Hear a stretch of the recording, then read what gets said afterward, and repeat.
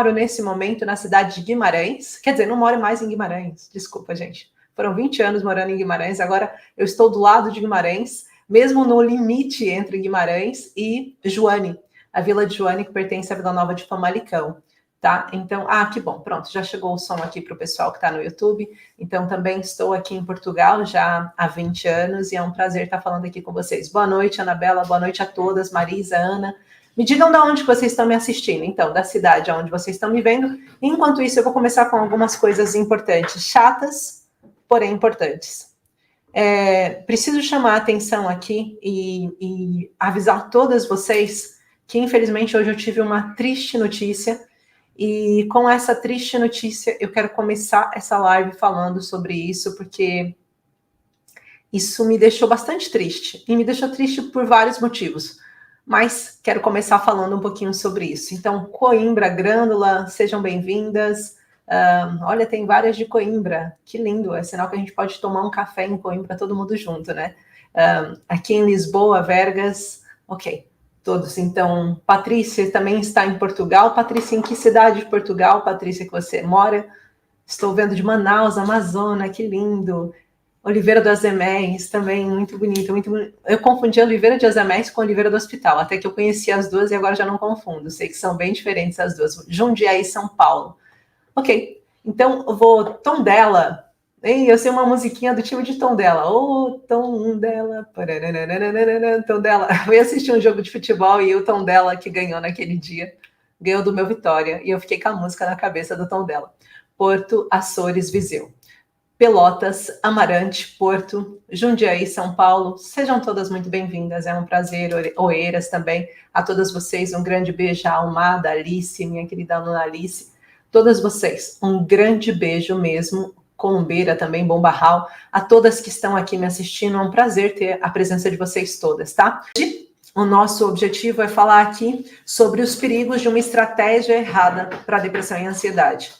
E eu vou trazer isso também como um tom de alerta, já que a gente está falando de tantos alertas, né? Eu vou falar aqui de mais um tom de alerta, porque acaba acontecendo algumas coisas que quando a gente vai tentar passar por um processo de limpeza ou passar por um processo de querer a cura da depressão e ansiedade, a gente acaba cometendo alguns erros sem saber que estamos errando e que aquilo só vai intensificando o nosso processo, só vai fazendo com que a gente se afaste cada vez mais da cura. Então, começando aqui, a gente vai falar hoje de uma coisa importante, deixa eu só puxar aqui, para que vocês vejam. A gente tem aqui o erro número 1, e aqui a gente está falando da ponta do iceberg, que é o erro número 1 que muita gente acaba cometendo quando vai falar de depressão e ansiedade, acaba não percebendo que isso atrapalha o vosso processo de cura. O que quer dizer a ponta do iceberg? O que quer dizer isso para a gente conseguir compreender? Quando eu falo da ponta do iceberg, quando a gente pensa no iceberg, a gente pensa em algo, eu vou pegar aqui um exemplo de um copo de água e uma pedrinha parecida com a que vão ganhar aí, que ontem teve sorteio. Pronto, vamos pensar nessa pedrinha, a gente só tá vendo uma ponta dessa pedra, mas ela é muito maior, né? E às vezes a gente foca apenas nessa ponta. Então, o que aconteceu com o Titanic, por exemplo? Enquanto ele estava navegando em grande mar aberto, ele viu apenas um pedacinho de ponta de iceberg, mas ele não imaginava que a densidade daquele iceberg seria tão grande, capaz de fazer uma catástrofe tão grande como aconteceu. Então ele não desviou a tempo, ele não achou que aquilo era preocupante. Mas quando a gente fala da ponta do iceberg, na questão da depressão e da ansiedade, eu estou querendo falar de um erro muito comum que a gente comete. É ficar olhando apenas por sintomas, para aquilo que está acontecendo naquele momento, e não lembrando do que aconteceu por trás, por debaixo disso tudo. Então é quando a gente olha e fala, mas o meu problema é a insônia, o meu problema é a minha perda de apetite, o meu problema é a fraqueza, o meu problema são as crises de ansiedade. Não é incomum eu encontrar pessoas que vêm para mim e que querem uma solução rápida, alguma coisa que seja para um exercício que eu posso fazer quando eu tenho crise de ansiedade, Gi. Ainda hoje eu tive 2 comentários até dentro da comunidade que falavam muito sobre, eu quero soluções práticas. Mas soluções práticas para quê? Vamos tentar entender? Adianta eu virar para você e falar assim, olha, quando você estiver tendo uma crise de ansiedade, você vai respirar 4, 7, 8. É uma técnica maravilhosa que vai te ajudar na crise. Mas eu não quero que você aprenda a respirar quando está em crise apenas. Eu preciso que você entenda que aprender mais e mais exercícios para lidar com a crise de ansiedade não vai fazer com que você deixe de tê-las. Se você aprender a desviar da ponta do iceberg, você não vai nunca descobrir que o iceberg era muito maior e pode bater do lado. Lá para frente, o estrago pode ser grande. Então é necessário que a gente consiga olhar e pensar assim, ok, eu tenho alguns sintomas que são relacionados à depressão, e eu sei que esses sintomas são incomodativos, mas se eu conseguir entender a dimensão desse iceberg, aonde começou, a origem, né, a situação que levou-me a ter depressão e ansiedade, eu consigo encontrar uma cura muito mais rápido e uma cura que realmente seja sustentada. Porque eu estou olhando o todo e não só aquela pontinha. Eu estou entendendo que o problema é muito maior do que eu estou enxergando. Porque existem muitos traumas que estão lá embaixo e que eu nem sequer me dava conta de que eles fizeram com que eu entrasse em depressão e ansiedade. Não dava conta porque eu estou muito focada nos sintomas. Então, a maior parte dos médicos até erram muito nisso, porque quando você vai no consultório médico, com o tempo que hoje em dia, infelizmente, nós temos o Sistema Único de Saúde para nos atender, até às vezes nos privados o tempo é cada vez mais curto. Imagina essa pessoa, você chega no consultório e você vai ser consultado, às vezes o médico nem olhou para a sua cara. Está olhando para o computador e tá, boa tarde, então pode sentar, senta, fica à vontade. Está terminando de ainda escrever da pessoa que foi consultada anteriormente, e quando você chega e ele começa a escrever, ele vai perguntar o que se passa consigo. Você vai falar o quê? Você vai falar os seus sintomas. Foi assim que você aprendeu a vida toda. Você vai dizer assim, doutor, eu ando com falta de apetite, eu ando cansada, eu ando bem enjoada, eu não sei o que se passa, eu não tenho apetite para nada, não tenho vontade para nada, no caso da depressão. No caso da ansiedade, doutor, pelo amor de Deus, estou sentindo uma aceleração enorme, eu não consigo mais ir para o trabalho sem ficar, eu fico nervosa, olha, eu estou tendo queda de cabelo, eu estou tendo aceleração cardíaca, eu estou transpirando, fico mal do estômago o dia todo, não estou conseguindo dormir direito. Demora para dormir, quando eu durmo? Aí o doutor vai virar para você e vai dizer assim, eu acho que você está com ansiedade. Então, eu vou receitar aqui um ansiolítico, um antidepressivo para você, um antidepressivo para prolongar, para ajudar nos sintomas a longo prazo, um ansiolítico para você conseguir nas crises evitar, e vai lá, prescreve, você pega aquela coisa e sai dali. Mas espera aí, não houve uma investigação? Você não falou o que se passava, o que estava acontecendo na sua história? Alguns médicos ainda perguntam, né? Mas aconteceu alguma coisa para você ficar assim? Mas quando você começa a dizer o que aconteceu na sua história, ele vai ter que cortar, porque ele não tem tempo para te atender. Entendeu? Então, quando a gente pensa sobre isso, como que você vai conseguir resolver uma questão que é emocional? A depressão e a ansiedade tem um cariz emocional, em primeiro plano, que é muito maior do que a mental. Mesmo quando você me diz assim, Gi, mas eu tenho uma questão hormonal. Aí eu vou dizer, baseado no quê? Que você está pensando, não, porque eu estou na menopausa, então eu estou com baixa de estrogênio e progesterona, e eu sinto que a questão da menopausa está colidindo comigo. Aí eu vou dizer para você, por que não são todas as mulheres com menopausa que entram em depressão, então? Se todas têm a baixa de estrogênio. Sabe por quê? Porque no seu caso, o fato de você ter entrado na menopausa trouxe para você um trauma associado. Trouxe para você um sentimento de incapacidade de alguma coisa, de impotência de alguma coisa. Eu estou com sintomas de calores, eu me sinto descontrolada, eu não sei o que está acontecendo, eu não estou conseguindo reagir à minha menopausa. E aí, isso pode virar um sintoma da depressão. Por quê? Porque eu estou trazendo, somatizando uma situação que eu não estou conseguindo lidar direito. Então, quando a gente pensa sobre tudo isso, eu tenho que entender que por trás da minha cura, eu tenho a ponta do iceberg lá embaixo, que está ligada ao meu quesito emocional. O que está trazendo para mim, o que fez com que eu entrasse. E se eu estou com sintomas aflorados, se, por exemplo, hoje você começou a ficar com dor de cabeça, se você começou a ficar com sensação de vista turva, o que aconteceu com você há 3 dias atrás? Normalmente a gente tem um tempo de 3 dias antes para começar a surgir um sintoma novo. E esse sintoma novo está relacionado aos tecidos que eu falei ontem para vocês, aos escudos. Então, se eu estou passando por uma situação que está trazendo dor para mim, automaticamente, essa dor que está trazendo vai me trazer outras relações. E eu preciso compreender essas duas coisas para eu ter uma melhora no meu quadro. Então, é errado a gente só simplesmente se preocupar com os sintomas. E muitas de vocês acabam só indo no médico quando os sintomas se tornam insuportáveis. E aí a medicação ainda vem maior, né? Não é anormal eu pegar pessoas que eu vou atender, pacientes minhas que chegam tomando 3, 4 medicamentos por dia. Ah, eu tomo um de manhã, eu tomo um à tarde, um na hora do almoço, e esse que eu tomo de manhã é dividido em 3 doses que eu tomo ao longo do dia. À noite para dormir eu tomo outro. Aí, de repente, a gente pega uma pessoa que está tomando venlafaxina, que está tomando triticum, está tomando um Rivotril em SOS, está tomando um Xanax em SOS, além de várias outras questões. É necessário que a gente consiga olhar a origem. Só quando a gente olhar a origem é que a gente vai conseguir ter um resultado melhor, é que a gente vai conseguir chegar dentro do que eu estou trazendo para vocês, da origem de fato, do problema, da ponta do iceberg, não, mas dá o tamanho, a dimensão do iceberg para a gente conseguir sair. Então, o que eu peço para vocês é que vocês comecem a olhar. Na aula 1 eu expliquei sobre isso. O que foram as situações que a sua mente consciente... E eu entendo, gente, eu entendo que vocês vão conseguir chegar só apenas na mente consciente. Eu tive uma formação profunda de 2 anos para conseguir chegar nos traumas da mente subconsciente, mas vocês não têm essa ferramenta. Então, mas se vocês conseguirem aceder à mente consciente, se vocês conseguirem entender o que está acontecendo, e o que é a mente consciente, é aquilo que eu lembro, aquelas situações traumáticas que vocês passaram, que vocês recordam, se vocês conseguirem lembrar disso e começar a limpar a partir daí, já é um avanço enorme, porque médico nenhum nesse momento faz isso.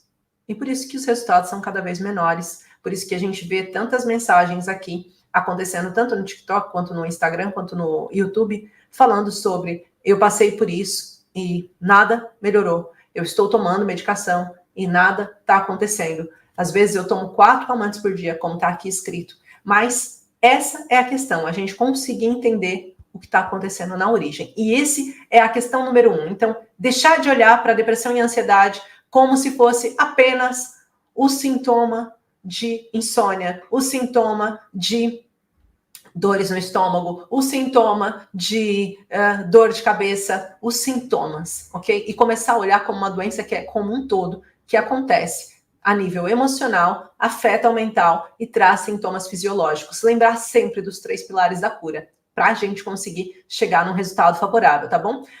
Então, eu vou colocar aqui o segundo erro que a gente acaba cometendo sem saber e que é importantíssimo a gente conseguir entender também. Tá aqui para vocês. Esse é o segundo erro.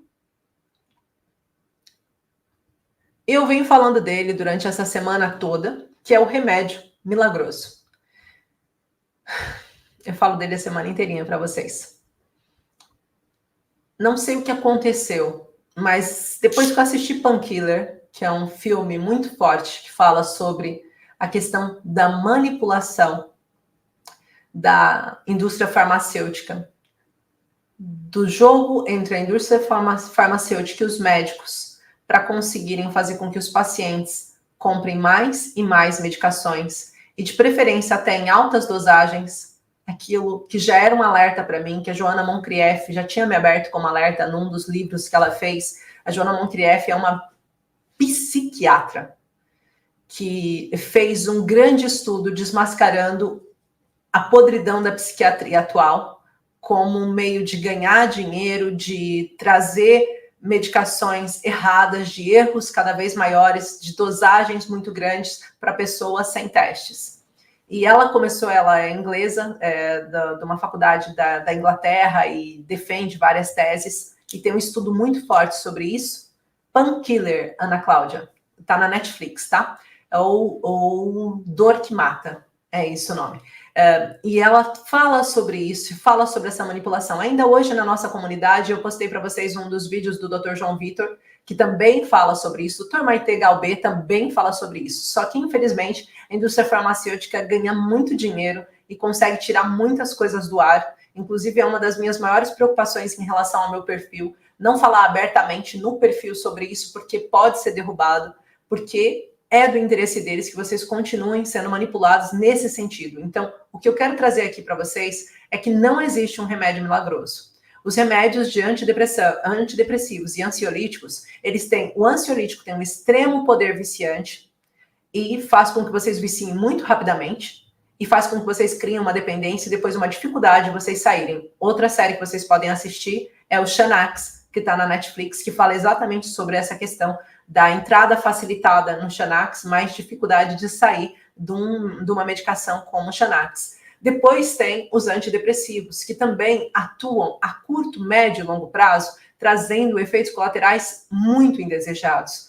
Atenção, o que eu estou falando para vocês não é para vocês deixarem de tomar a medicação. Eu estou dizendo que antes da gente receitar uma medicação, antes de alguém receitar uma medicação para vocês, vocês precisariam pedir para esse médico fazer um teste, para que vocês não sejam a própria cobaia. Não, doutor, eu quero entender por que você está me indicando esse medicamento, baseado no quê? É um direito seu. O problema é que a gente olha para um médico e a gente não questiona as coisas que ele faz. A gente, e às vezes ele tem ainda a arrogância de dizer quem é um médico aqui. Você fala, um médico é você, eu sou a paciente, por isso que eu estou perguntando o porquê que eu preciso tomar esse medicamento, qual a eficácia desse medicamento e quanto tempo que eu tenho que esperar essa eficácia.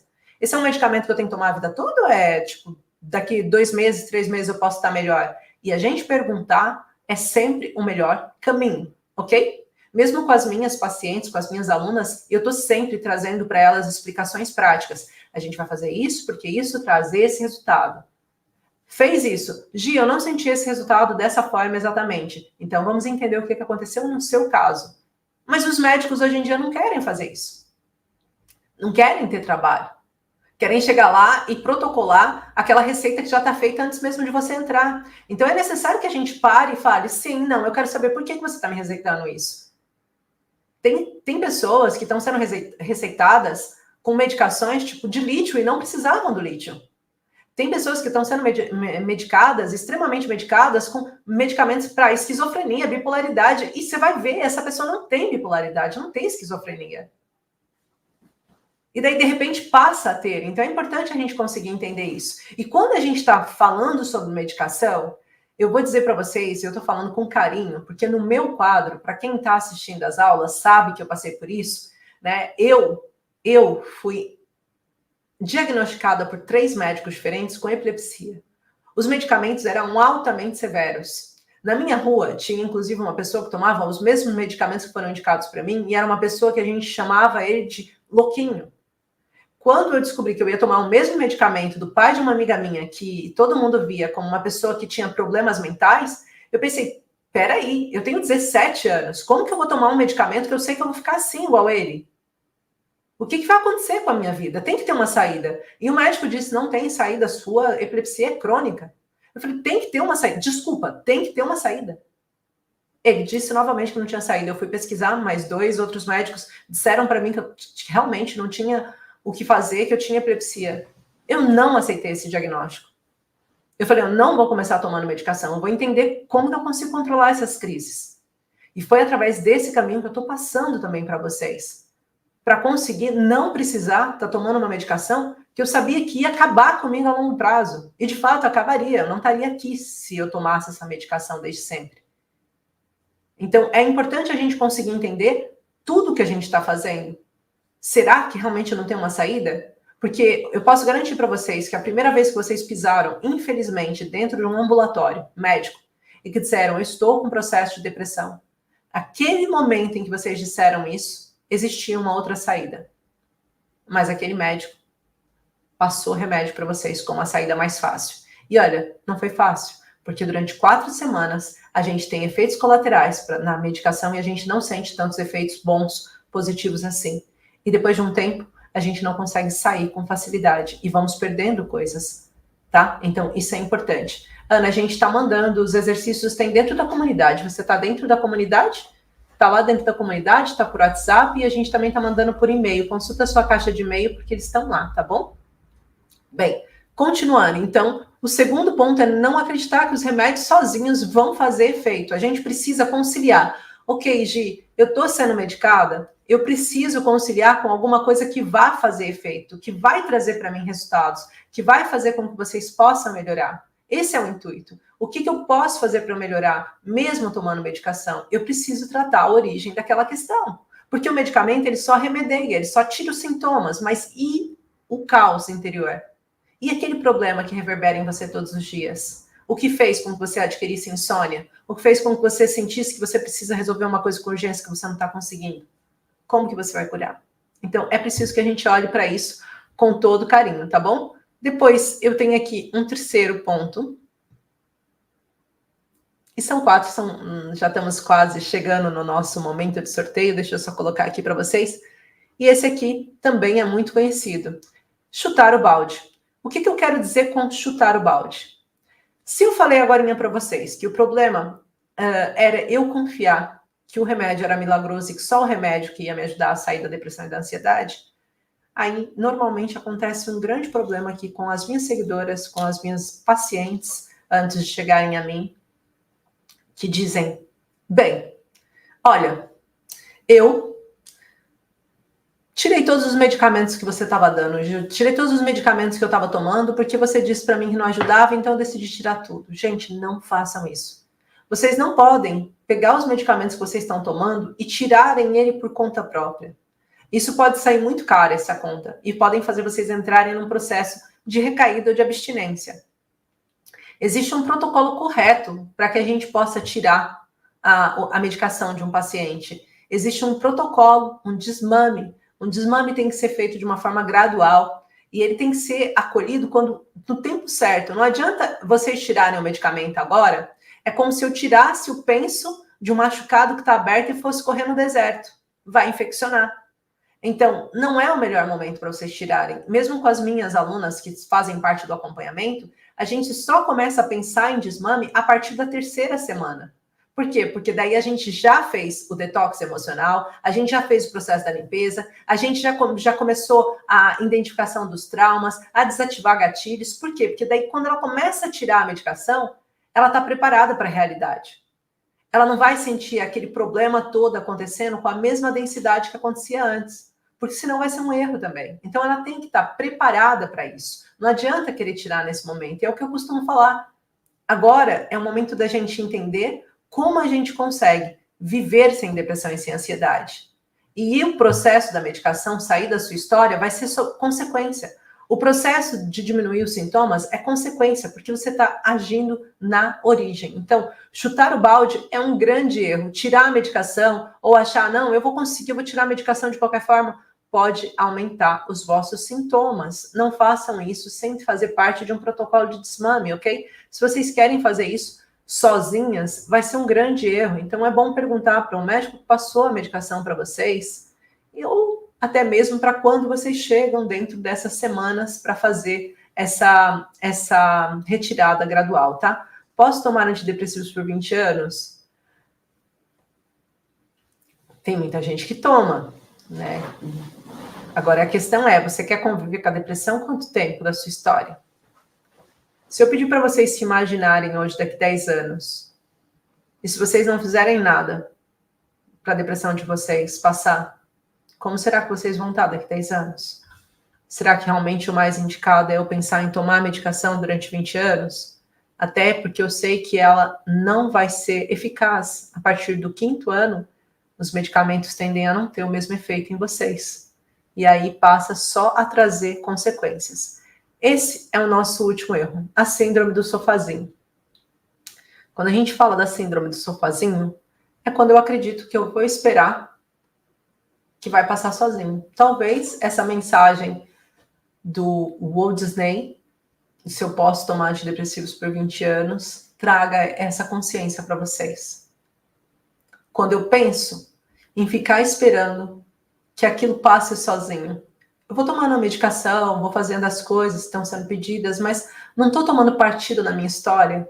Estou esperando que passe. A chance é que vocês vão ficar muito tempo na dependência desse resultado.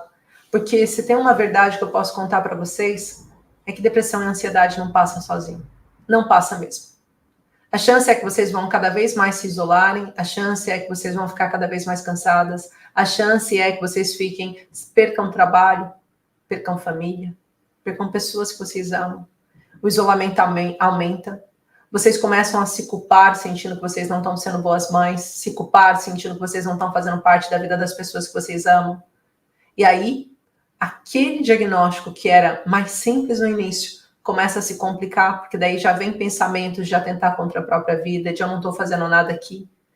A depressão vai ganhando outros estágios. E quando vocês vêm, já pode ser tarde. Então, é necessário que eu olhe para a minha história e fale, não, eu vou tomar partido na minha cura. Eu vou fazer parte, eu vou fazer tudo o que for preciso para me curar. Eu vou fazer tudo o que for preciso para me curar. E esse é um compromisso seu consigo próprio. Não é um compromisso seu comigo. Eu sempre trago isso com muito carinho. Vocês podem escolher vários profissionais que estão aí. Mas escolham alguém, porque outra coisa que eu sei é que fazer isso sozinho não é fácil. Não é fácil. Porque vai ter dias que você vai entrar numa vala, num poço profundo, e você vai falar, como que eu vou conseguir sair daqui? E se você não tiver alguém para segurar sua mão e dizer assim, calma, é isso que você vai fazer hoje. É isso que você vai fazer hoje. Tem calma, respira, eu tô aqui. Se você não tiver alguém para fazer isso, você vai ficar no quarto. Você vai se afundar mais. E de preferência, quando vocês procurarem um profissional, vocês têm que procurar um que vocês tenham empatia por esse profissional e mais do que isso, um profissional que olhe para vocês como seres humanos, num processo humanizado, que olhe para você e diga assim, eu estou consigo, mas eu estou consigo mesmo.